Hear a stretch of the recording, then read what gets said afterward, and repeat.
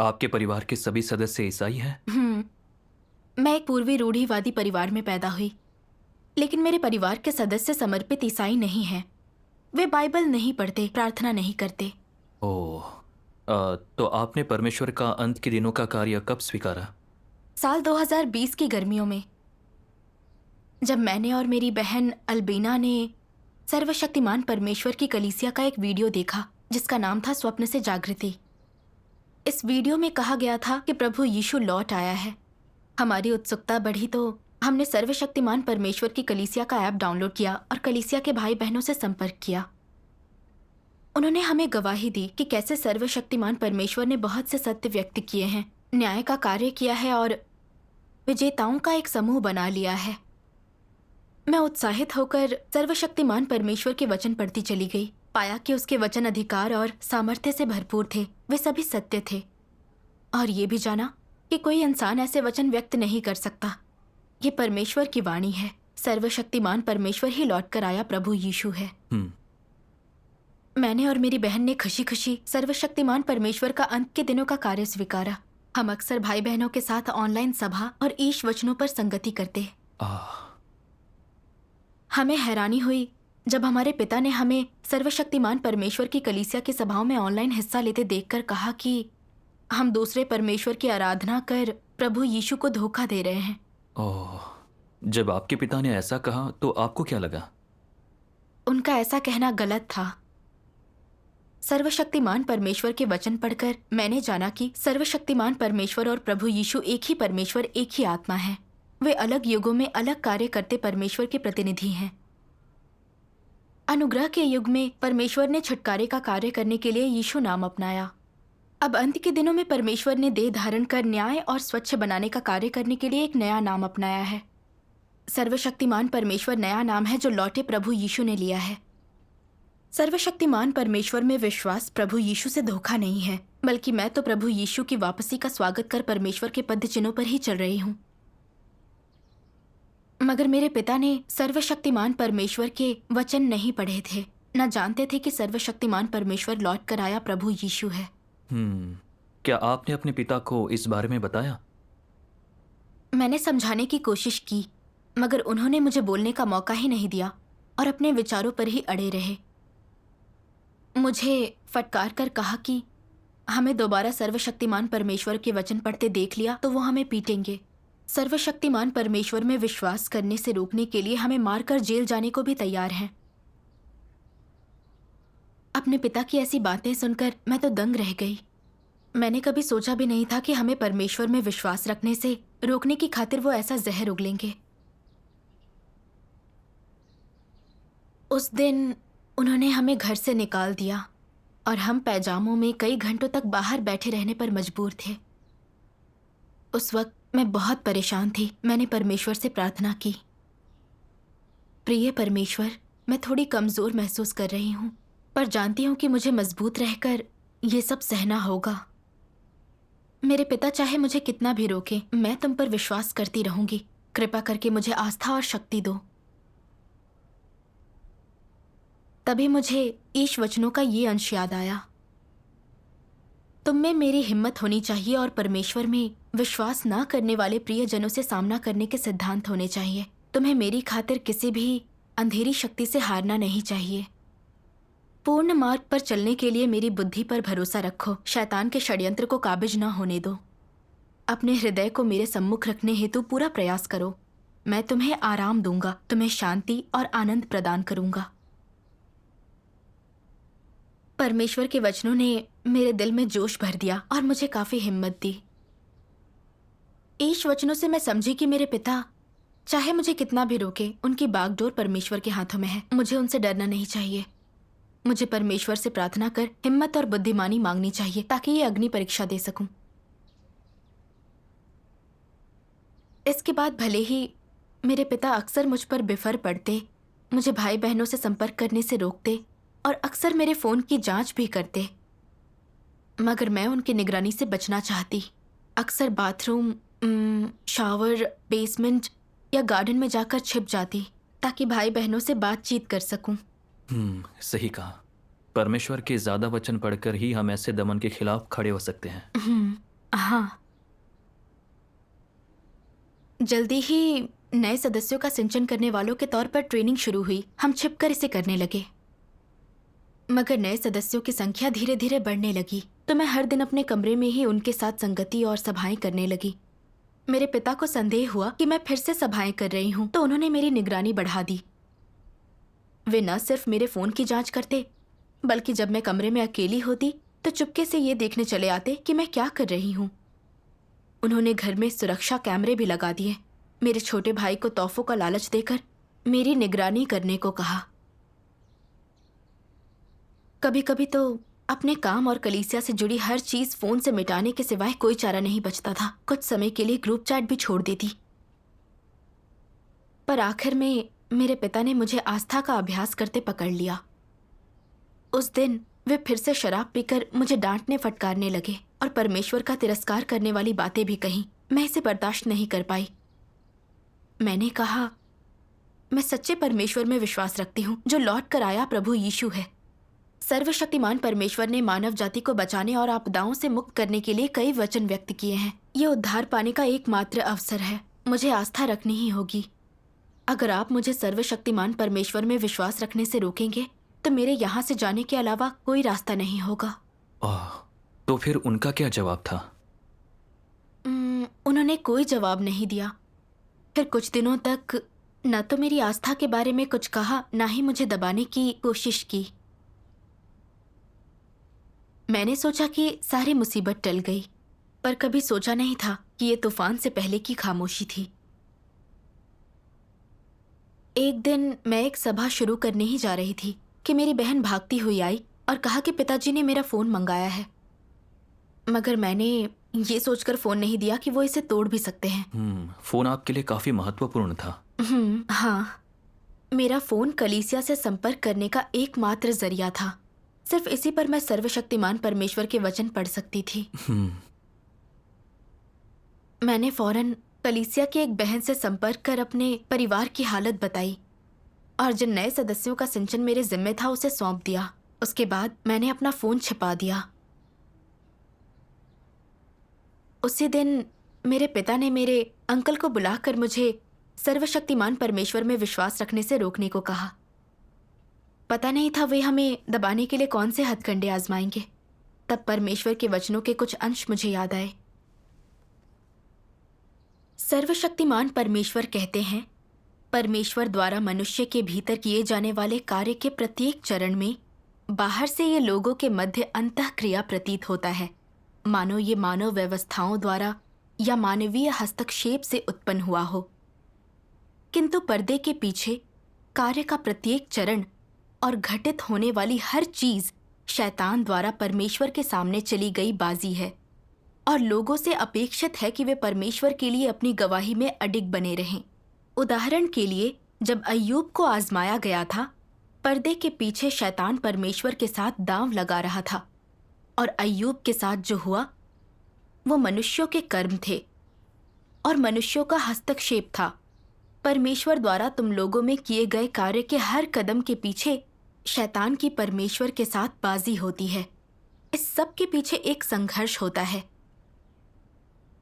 जब परमेश्वर कार्य करता है, किसी की देखभाल करता है, उस पर नजर रखता है और जब वो उस व्यक्ति पर अनुग्रह करता और उसे स्वीकृति देता है, तब शैतान करीब से उसका पीछा करता है, उस व्यक्ति को धोखा देने और नुकसान पहुंचाने की कोशिश करता है। अगर परमेश्वर इस व्यक्ति को पाना चाहता है तो शैतान परमेश्वर को रोकने के लिए अपने सामर्थ्य में सब कुछ करता है। वो परमेश्वर के कार्य को भ्रमित, बाधित और खराब करने के लिए विभिन्न बुरे हथकंडों का इस्तेमाल करता है ताकि वो अपना छिपा हुआ उद्देश्य हासिल कर सके। क्या है वो उद्देश्य? वो नहीं चाहता कि परमेश्वर किसी भी मनुष्य को प्राप्त कर सके। परमेश्वर जिन्हें पाना चाहता है वो उनकी संपत्ति छीन लेना चाहता है। वो उन पर नियंत्रण करना, उनको अपने अधिकार में लेना चाहता है ताकि वे उसकी आराधना करें, ताकि वे बुरे कार्य करने और परमेश्वर का प्रतिरोध करने में उसका साथ दें। क्या ये शैतान का भयानक उद्देश्य नहीं है? परमेश्वर के साथ युद्ध करने और उसके पीछे पीछे चलने में शैतान का उद्देश्य उस समस्त कार्य को नष्ट करना है जिसे परमेश्वर करना चाहता है, उन लोगों पर कब्जा और नियंत्रण करना है जिन्हें परमेश्वर प्राप्त करना चाहता है। उन लोगों को पूरी तरह से मिटा देना है जिन्हें परमेश्वर प्राप्त करना चाहता है। यदि वे मिटाए नहीं जाते तो वे शैतान द्वारा इस्तेमाल किए जाने के लिए उसके कब्जे में आ जाते हैं। यह उसका उद्देश्य है। ईश वचनों से एहसास हुआ कि मेरी आस्था को दबाने की मेरे परिवार की कोशिश शैतान की परीक्षा और रुकावट ही थी। शैतान नहीं चाहता था कि मैं परमेश्वर का अनुसरण करूं और बचाई जाऊं। उसने मेरे परिवार से मुझ पर हमले कराए, मुझे परमेश्वर को धोखा देने पर मजबूर किया। यह शैतान की धूर्त साजिश थी। मैंने याद किया कि कैसे अय्यूब की परीक्षा के समय शैतान ने उस पर हमले किए थे। उसकी सारी संपत्ति नष्ट हो गई, उसके बच्चे मारे गए और उसके पूरे शरीर में फोड़े निकल आए। ऐसी भयंकर पीड़ा के बावजूद अय्यूब ने परमेश्वर की गवाही देकर शैतान को नीचा दिखाया। मुझे भी अय्यूब का अनुकरण करना चाहिए। मेरे पिता और अंकल मुझे चाहे कितना भी दबाएं और रोकें, मुझे सर्वशक्तिमान परमेश्वर में अपनी आस्था पर अडिग रहकर शैतान को नीचा दिखाना होगा। परमेश्वर के वचन हमें आस्था और शक्ति देते हैं। हाँ। सर्वशक्तिमान परमेश्वर में आस्था को लेकर आपके अंकल क्या सोचते थे? हमारे कमरे में आते ही वो हमें हमारी आस्था त्यागने का उपदेश देने लगे। उन्होंने कहा, तुमने प्रभु यीशु को पीछे छोड़कर कलीसिया जाना बंद कर दिया है। ये प्रभु से विश्वासघात है। मैंने जवाब दिया, सर्वशक्तिमान परमेश्वर और प्रभु यीशु एक ही परमेश्वर हैं। सर्वशक्तिमान परमेश्वर ने लाखों वचनों द्वारा अनगिनत सत्य और रहस्यों का खुलासा किया है, जैसे परमेश्वर की 6000 वर्षीय प्रबंधन योजना का रहस्य, उसके कार्य के 3 चरणों की अंदरूनी कहानी और परमेश्वर के नामों के रहस्य। उसने मानव जाति की पापी प्रकृति की जड़ और शैतान द्वारा हमारी भ्रष्टता की असलियत का भी खुलासा कर हमें उद्धार का मार्ग दिखाया है। दुनिया भर के बहुत से लोगों ने सर्वशक्तिमान परमेश्वर के वचनों को सत्य और परमेश्वर की वाणी माना है और प्रभु की वापसी का स्वागत किया है। तो सर्वशक्तिमान परमेश्वर में विश्वास करना प्रभु से विश्वासघात करना कैसे हुआ? जब प्रभु यीशु अपना कार्य करने आया था, तब बहुत से लोगों ने मंदिर छोड़कर उसका अनुसरण किया था।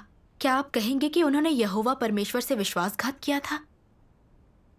जब लोग प्रभु की वापसी की गवाही देते हैं, तब जो परमेश्वर की वाणी सुनने में विफल रहते हैं, असल में वे ही प्रभु से विश्वासघात करते हैं। ये सुनकर मेरे अंकल भड़क गए। उन्होंने कहा, देखो इसे। मैंने जो कहा उस पर तो इसने जरा भी ध्यान नहीं दिया, उल्टा मुझे ही भाषण झाड़ने लगी। ये मुझे बहकाकर कलीसिया से जोड़ने की कोशिश कर रही है।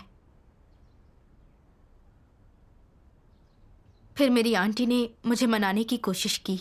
व्यंग भरे अंदाज में उन्होंने सुझाव दिया कि अपना सारा समय आस्था रखने और दूसरों को बहकाने में बिताने के बजाय दूसरी महिलाओं की तरह मुझे भी शादी कर घर बसाना और कामकाजी जीवन जीना चाहिए। मैंने झट से जवाब दिया।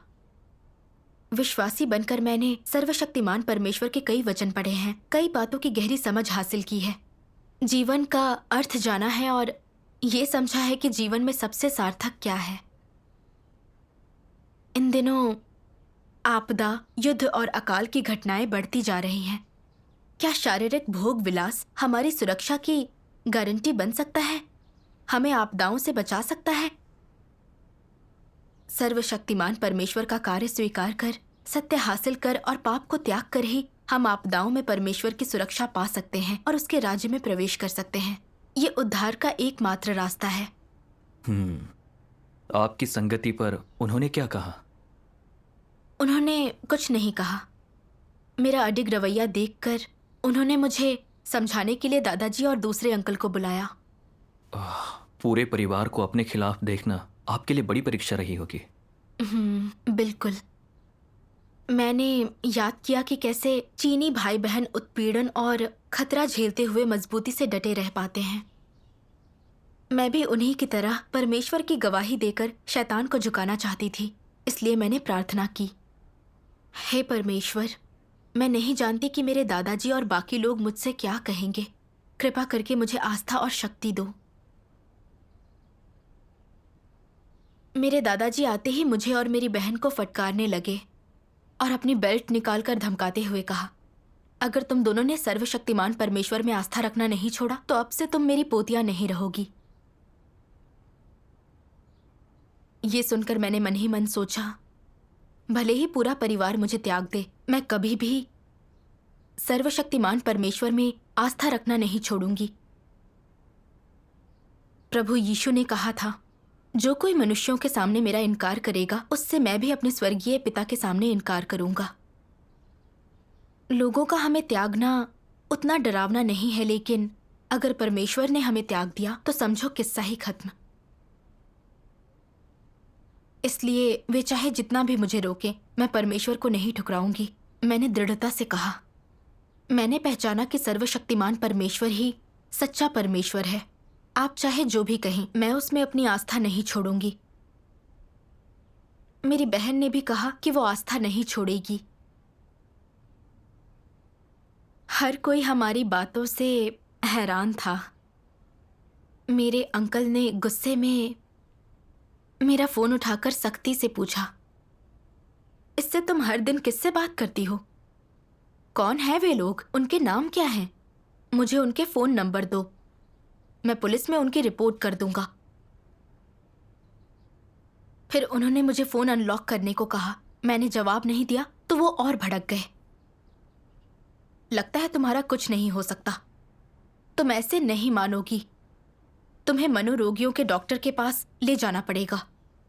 वे समझ नहीं पाए कि आप इतनी अड़िग क्यों थी। सही कहा। उनकी नजरों में आस्था रखने का अर्थ कोई धार्मिक अपराध करना था, और जो लोग त्याग करते हैं और परमेश्वर के लिए खुद को खपाते हैं वे असामान्य हैं। उसके बाद परिवार के अन्य सदस्य भी बारी बारी से डांटने फटकारने लगे, पर हम दोनों बहनें ना तो डगमगाईं और न जवाब दिए। आखिर वे हमसे तंग आकर अपने घर चले गए। उसके बाद भी क्या वे आपको दबाते रहे? वे उतने पर ही नहीं रुके। 2 दिन बाद मेरे पिता ने सर्वशक्तिमान परमेश्वर की कलीसिया को बदनाम करने वाले कई वीडियो हमें दिखाए। वे बेहद अपमानजनक थे, क्योंकि मैं जानती थी कि वे झूठे और कलीसिया को बदनाम करने वाले हैं। सर्वशक्तिमान परमेश्वर में मेरा विश्वास अभी काफी नया ही था, पर मैंने उसके वचनों को पढ़कर कुछ सत्य तो समझे ही थे। मैं जानती थी पाप से मुक्त होने के लिए कौन सा मार्ग सही है और जीवन में किन चीजों का अनुसरण सबसे सार्थक है। मैं ईश वचनों के आधार पर चीजें देखने लगी और अच्छे बुरे की कुछ समझ हासिल कर ली थी। मैंने कुछ क्षेत्रों में सुधार कर लिया था और सर्वशक्तिमान परमेश्वर में आस्था से मुझे काफी मदद मिली थी। मुझे आंतरिक शांति और संतुष्टि का अनुभव होता था। मैं जान चुकी थी कि यही सच्चा मार्ग है जिस पर परमेश्वर हमारा मार्गदर्शन करता है। मैंने अपने पिता से कहा, आपने अंत के दिनों के ईश कार्य को नहीं जाना, बल्कि ऑनलाइन फैलाई गई अफवाहों पर विश्वास किया। ये शैतान के फैलाए झूठ हैं। मैं सच्चे परमेश्वर की विश्वासी हूं। मगर मेरे पिता मेरी बात काटकर फिर से मुझे फटकारने लगे। बाद में मेरे अंकल भी आ गए और मुझ पर दबाव डालने लगे कि आना, तुम हमारी अपनी हो, हम सब तुमसे बहुत प्यार करते हैं, ये हम तुम्हारे भले के लिए ही कह रहे हैं, तुम बाद में समझोगी, बस जल्द से जल्द इस कलीसिया को छोड़ दो। उनकी बातों से मुझे याद आया कि कैसे शैतान ने अय्यूब पर हमले करने के लिए उसकी पत्नी का इस्तेमाल किया था। अय्यूब की पत्नी ने कहा था, क्या तू अब भी अपनी खराई पर बना है? परमेश्वर की निंदा कर और चाहे मर जाए तो मर जा। मगर अय्यूब ने उसकी बात मानने के बजाय ये कहकर उसे डांटा, बेवकूफ औरत की तरह बात मत करो। अब मेरा परिवार भी मुझे दबाने और रोकने की कोशिश कर रहा था। कहने को वे मेरी भलाई चाहते थे, पर असल में मुझे विश्वास त्यागने के लिए मजबूर कर रहे थे। मैं उनके झूठ कपट से तंग आ चुकी थी, इसलिए चुप बैठकर सबको अनदेखा कर दिया। मैं उनसे बहुत कुछ कहना चाहती थी, पर जानती थी कि वे मेरी एक न सुनेंगे। मुझे झुकते न देखकर मेरे पिता ने बेल्ट निकाला और कई बार मेरे चेहरे और हाथों पर मारा। मैं दर्द से कलपने लगी, आंसू बहने लगे। आखिर में उन्होंने हम दोनों बहनों के फोन जब्त कर लिए। कलीसिया से हमारा संपर्क टूट गया। उसके बाद पिता लगातार हमारी निगरानी करते रहे और हमें ईश वचन पढ़ने से रोक दिया, और वो हर जगह मेरा पीछा करते, मुझे अकेला नहीं छोड़ते थे।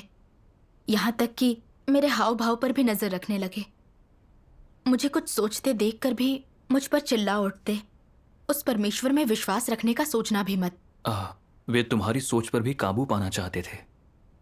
ऐसे माहौल में आपने काफी दबा हुआ महसूस किया होगा। हाँ, मैंने सर्वशक्तिमान परमेश्वर के कुछ वचन याद किए। विश्वासी और अविश्वासी असंगत और एक दूसरे के विरोधी हैं। जो भी देहधारी परमेश्वर को नहीं मानता दुष्ट है, और इसके अलावा वे नष्ट किए जाएंगे।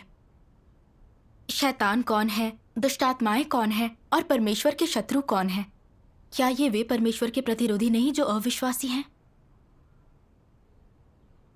परमेश्वर ने अविश्वासियों के सार को उजागर किया है। मैं सोचती थी कि परिवार से ज्यादा करीब कोई नहीं होता, पर बार बार रोके दबाए जाने के बाद और ईश वचनों से इसकी तुलना करके आखिर मुझे उनके असली रंग दिख गए। वे प्रभु में विश्वास रखते थे, फिर भी प्रभु की वापसी जैसी असाधारण बात सुनकर उनमें सत्य खोजने की जरा सी भी इच्छा नहीं थी। उन्होंने परमेश्वर की वाणी नहीं सुनी और प्रभु का स्वागत नहीं किया। सर्वशक्तिमान परमेश्वर को स्वीकारने से रोकने के लिए हर हथकंडे आजमाए, हर तरह से उसकी आलोचना और निंदा करने वाली बातें की। वे परमेश्वर से नफरत और उसका विरोध करने वाले लोग थे। चूंकि वे परमेश्वर के शत्रु थे तो मेरे भी शत्रु थे। मैं उनके जैसी नहीं थी। आपने जुल्म सहते हुए समझ हासिल की। हाँ, इस दौरान आप कुछ कमजोर भी पड़ी होंगी, है ना? बिल्कुल। अपने परिवार को थोड़ा समझ पाने के बावजूद मैं लगातार निगरानी में रही, सभाओं में नहीं जा पाई और आध्यात्मिक मामलों में अपनी बहन के साथ अलग से बात तक नहीं कर पाती थी। तो समय के साथ मैं कमजोर पड़ने लगी। तब परमेश्वर के वचनों का ये अंश मुझे याद आया। निराश न हो, कमजोर न बनो, मैं तुम्हारे लिए चीजें स्पष्ट कर दूंगा। राज्य की राह इतनी आसान नहीं है, कुछ भी इतना सरल नहीं है। तुम चाहते हो कि आशीष आसानी से मिल जाए, है ना? आज हर किसी को कठोर परीक्षणों का सामना करना होगा। बिना इन परीक्षणों के मुझे प्यार करने वाला तुम लोगों का दिल मजबूत नहीं होगा और तुम्हें मुझसे सच्चा प्यार नहीं होगा। यदि ये परीक्षण केवल मामूली परिस्थितियों से युक्त भी हों, तो भी सभी को इनसे गुजरना होगा। अंतर केवल इतना है कि परीक्षणों की कठिनाई हर एक व्यक्ति के लिए अलग अलग होगी। परीक्षण मेरे आशीष हैं और तुम में से कितने मेरे सामने आकर घुटनों के बल गिड़गिड़ाकर मेरे आशीष मांगते हैं? बेवकूफ बच्चे, तुम्हें हमेशा लगता है कि कुछ मांगलिक वचन ही मेरा आशीष होते हैं, किंतु तुम्हें ये नहीं लगता कि कड़वाहट भी मेरे आशीषों में से एक है। जो लोग मेरी कड़वाहट में हिस्सा बटाते हैं वे निश्चित रूप से मेरी मिठास में भी हिस्सा बटाएंगे। ये मेरा वादा है और तुम लोगों को मेरा आशीष है। ईश वचनों ने मुझ में जोश भर दिया और लगा वो मेरे बेहद करीब है। परमेश्वर जानता था मैं क्या सोच रही हूँ, किन हालात से गुजर रही हूँ। उसने अपने वचनों से मुझे सहारा दिया। मैं जानती थी कि स्वर्ग के राज्य में प्रवेश करने का रास्ता दुष्कर था और सच्चे मार्ग पर चलने वाले को निरंतर सताया और ठुकराया जाता है। इसकी वजह यही है, इस दुनिया पर शैतान का शासन है। वो परमेश्वर को यहाँ आकर सत्य व्यक्त करने और मानव जाति को बचाने नहीं देता है। लोगों को विश्वास रखने देने की तो बात ही दूर है। नतीजतन जो लोग ऐसा करते हैं उन्हें सताया जाता है। अनुग्रह के युग में प्रभु यीशु में आस्था रखने के कारण बहुत से लोगों को सताया गया। कई लोग शहीद भी हुए। अब राज्य के युग में परमेश्वर ने मानव जाति को बचाने के लिए फिर से देह धारण किया है। चीन में काफी संख्या में सर्वशक्तिमान परमेश्वर के विश्वासियों को गिरफ्तार करके सताया गया है और सीसीपी द्वारा यातना झेली, मगर वे परमेश्वर में अपनी आस्था में अडिग रहे और उसके लिए गवाही दी। परमेश्वर में अपनी आस्था के कारण अपने परिवार से उत्पीड़न सहते हुए शैतान के सामने परमेश्वर की गवाही देना मेरे लिए बड़े सम्मान की बात थी। मैंने कुछ मुश्किलों का सामना किया, पर इसमें परमेश्वर के नेक इरादे शामिल थे। मेरी आस्था में कमी थी और मैं शैतान की साजिश को समझ नहीं पाई। तो परमेश्वर ने मेरे परिवार के विघ्न बाधा द्वारा सिखाया कि मैं उस पर भरोसा रखकर सही समझ हासिल करने के लिए सत्य खोजूं। इन हालात से मुझे सत्य समझने और अपना आध्यात्मिक कद बढ़ाने में मदद मिली। परमेश्वर के इरादों को समझने के बाद मेरी चिंता कम हुई और ज्यादा सुकून मिला। इस अनुभव में मैंने परमेश्वर पर भरोसा रखने का फैसला किया। जब तक परमेश्वर मेरे साथ खड़ा है, मुझे किसी के रोकने टोकने से फर्क नहीं पड़ता। इस उत्पीड़न के दौरान ईश वचनों के मार्गदर्शन से ही आप अपनी आस्था में अडिग रह पाई। हाँ, परमेश्वर का धन्यवाद। मेरा परिवार लगातार हमारी निगरानी करता और हमें दबाता रहा। हम ईश वचन नहीं पढ़ पाते थे। मुझे इतना बुरा लगा कि मैंने यहाँ से भाग जाने की सोची। मेरी समझ से भाग जाना ही एकमात्र रास्ता था। घर छोड़ दिया तो सामान्य तरीके से आस्था का अभ्यास कर पाऊंगी, मगर भागने के सभी रास्ते बंद थे। मेरे पिता हमेशा घर पर ही रहते थे। मैं नहीं जानती थी कि उनकी नजरों से बचकर कैसे भागूं। परिवार के अन्य सदस्य भी मेरी निगरानी में लगे थे। मेरे पास पैसे नहीं थे, कहाँ जाऊं ये भी नहीं जानती थी। इस डर से कि अगर मैं भाग गई तो मेरे पिताजी भाई बहनों के बारे में पुलिस को बता देंगे। मैं हताश होकर हमेशा रोती रहती थी, पर नहीं चाहती थी कि कोई मुझे ऐसी हालत में देखे। उस दौरान मैं लगातार डर के साए में जी रही थी। अपने कमरे में प्रार्थना करते हुए हमेशा चिंता रहती थी कि पिता अंदर आ जाएंगे, दरवाजा तोड़ डालेंगे और मुझ पर चिल्लाएंगे, यहाँ तक कि वे मुझे और मेरी बहन को डांटेंगे पीटेंगे। उत्पीड़न का ये सिलसिला कब तक चलेगा मुझे कोई अंदाजा नहीं था। ये सोचकर कि भाई बहन कैसे नियमित रूप से सभा करते होंगे, कैसे अपना कर्तव्य निभाते होंगे, जबकि मेरे पास अवसर ही नहीं था, मुझे उनसे ईर्ष्या होने लगी। मैंने प्रार्थना की, प्रिय परमेश्वर, घर में अपनी आस्था का अभ्यास करते हुए मैं बहुत मुश्किलों का सामना कर रही हूँ। मैं घर छोड़कर जाना चाहती हूँ ताकि आज़ादी से अपना कर्तव्य निभा सकूं। कृपा करके मुझे कोई रास्ता दिखाओ। एक दिन मैं परिवार के सभी सदस्यों को चकमा देने में कामयाब हो गई और फोन पर ईश वचनों के 2 अंश पढ़े। सर्वशक्तिमान परमेश्वर कहते हैं, परीक्षणों से गुजरते समय लोगों का कमजोर होना या उनके भीतर नकारात्मकता आना या परमेश्वर की इच्छा या अपने अभ्यास के मार्ग के बारे में स्पष्टता का अभाव होना सामान्य है। परंतु हर हालत में अय्यूब की ही तरह तुम्हें परमेश्वर के कार्य पर भरोसा होना चाहिए और तुम्हें परमेश्वर को नकारना नहीं चाहिए। यद्यपि अय्यूब कमजोर था और अपने जन्म के दिन को धिक्कारता था, फिर भी उसने इस बात से इनकार नहीं किया कि मनुष्य के जीवन में सभी चीजें यहोवा द्वारा प्रदान की गई हैं और यहोवा ही उन्हें वापस लेने वाला है। चाहे उसकी कैसे भी परीक्षा ली गई, उसने ये विश्वास बनाए रखा। अपने अनुभव में तुम चाहे परमेश्वर के वचनों के द्वारा जिस भी शोधन से गुजरो, परमेश्वर को मानव जाति से जिस चीज की अपेक्षा है, संक्षेप में वो है परमेश्वर पर उनका विश्वास और प्रेम। इस तरह से कार्य करके जिस चीज को वो पूर्ण बनाता है, वो है लोगों का विश्वास, प्रेम और अभिलाषाएं।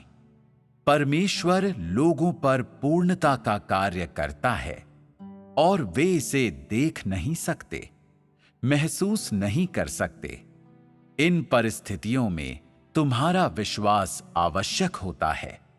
लोगों का विश्वास तब आवश्यक होता है जब कोई चीज खुली आंखों से न देखी जा सकती हो, और तुम्हारा विश्वास तब आवश्यक होता है जब तुम अपनी धारणाएं नहीं छोड़ पाते। जब तुम परमेश्वर के कार्य के बारे में स्पष्ट नहीं होते, तो आवश्यक होता है कि तुम विश्वास बनाए रखो, रवैया दृढ़ रखो और गवाह बनो।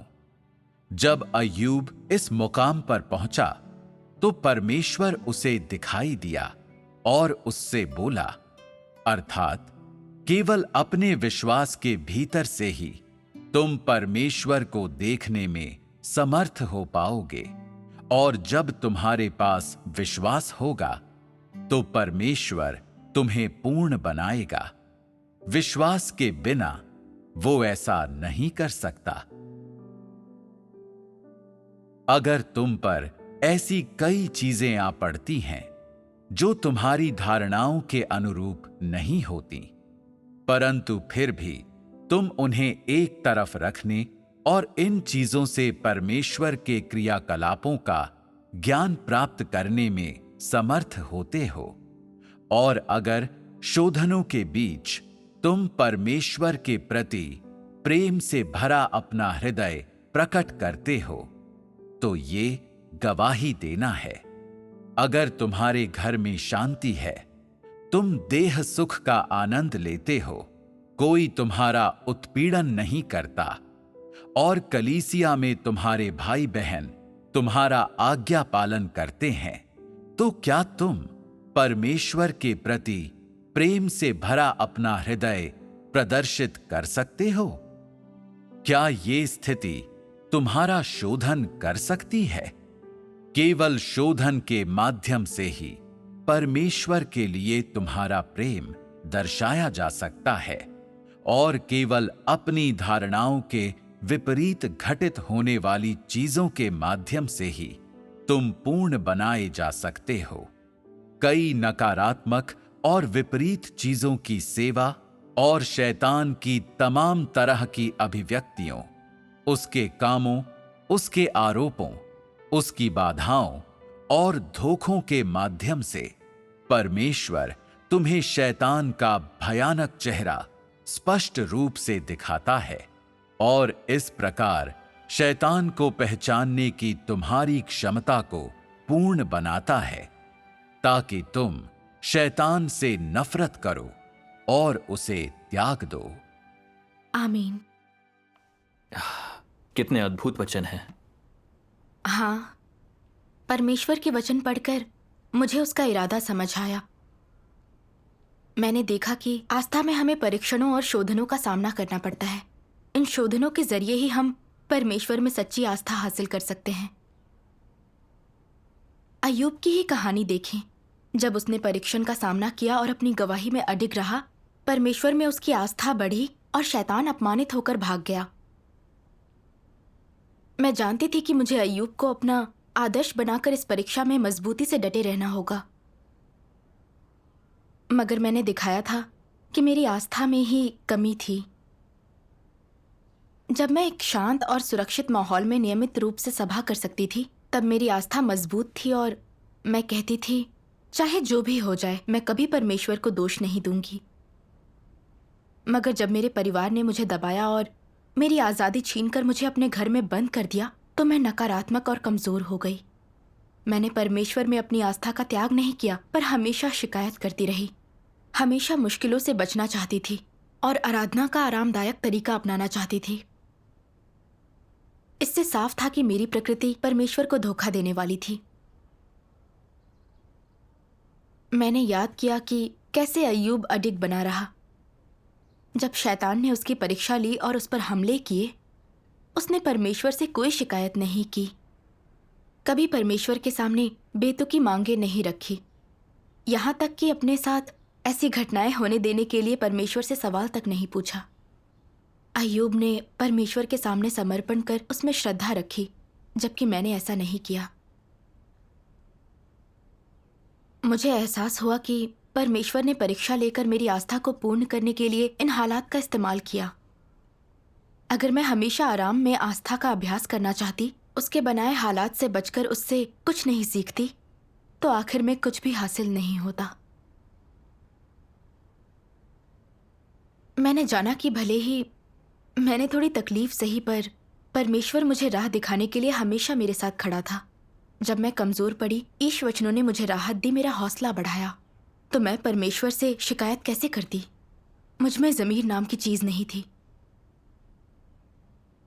मैंने उन भाई बहनों से ईर्ष्या की जिन्होंने अपने परिवार के दमन का सामना नहीं किया, मगर अब सोचती हूँ आखिर में किससे ज्यादा हासिल होता है, आराम और अनुग्रह में जीने वाले इंसान को या दमन और कष्ट झेलने वाले को। जवाब बिल्कुल साफ था। सब कुछ परमेश्वर के हाथों में और उसके आयोजन के अधीन है। परमेश्वर कोई निरर्थक काम नहीं करता। सिर्फ परमेश्वर जानता है कि कौन से हालात मेरे लिए नहीं बल्कि मेरे जीवन की प्रगति के लिए सबसे अच्छे होंगे। इसलिए मुझे समर्पित होकर सत्य खोजना चाहिए। परमेश्वर के इरादों को समझकर ही हम समर्पण कर पाते हैं, और परमेश्वर जो भी करता है अच्छे के लिए करता है। हाँ। उसके बाद आपने कैसे सभाओं में हिस्सा लिया? परमेश्वर ने मेरे लिए एक रास्ता खोला। कुछ ही दिनों बाद मेरे पिता को काम मिल गया और वे अक्सर बाहर जाने लगे। फिर मेरी बहन और मैं सुरक्षित तरीके से सभा कर ईश वचन पर संगति कर पाती थी। जहां तक मेरे पिता के लगाए निगरानी कैमरों की बात थी, वे हमारे खिलाफ काम करने के बजाय असल में हमारी सुरक्षा में मदद ही करते थे, क्योंकि जब भी मेरे पिता घर लौटते हम कैमरों से उन्हें आते देखकर अपनी सभा समेट लिया करते थे, और उनके जाने के बाद हम अपनी संगति जारी रखते। जब मेरे पिता घर में होते थे तो हम सभाओं में हिस्सा नहीं ले पाते थे, तो हम उनसे किसी स्टोर में जाने की अनुमति मांगते। फिर इस मौके का फायदा उठाकर बाहर पार्क में बैठकर संगति करते। बहुत बढ़िया। 2022 में मेरी कलीसिया अगुआ ने मुझे नए सदस्यों के सिंचन का कार्य सौंपा, और बाद में मैं सुपरवाइजर बन गई। अपने पिता के दबाव और रुकावटों के बावजूद मैं अपना कर्तव्य निभाती रही। इस अनुभव से परमेश्वर में आपकी आस्था और भी बढ़ गई। मैंने ईश वचनों का अनुभव किया, उसकी सर्वशक्तिमत्ता और बुद्धि को देखा, उसमें आस्था हासिल की। मैंने परमेश्वर में भरोसा रखना सीखा और अपनी समस्याएं हल करने के लिए परमेश्वर के वचनों को खाया और पिया। मैंने परिवार के उन सदस्यों को भी समझा जो अविश्वासी थे, और उनसे निपटने का तरीका भी सीखा। आराम की जिंदगी जीते हुए मैं इनमें से कुछ भी नहीं सीख पाती। परमेश्वर का कार्य कितना अद्भुत और व्यावहारिक है। मैंने सर्वशक्तिमान परमेश्वर का धन्यवाद किया। परमेश्वर का धन्यवाद। परमेश्वर का धन्यवाद।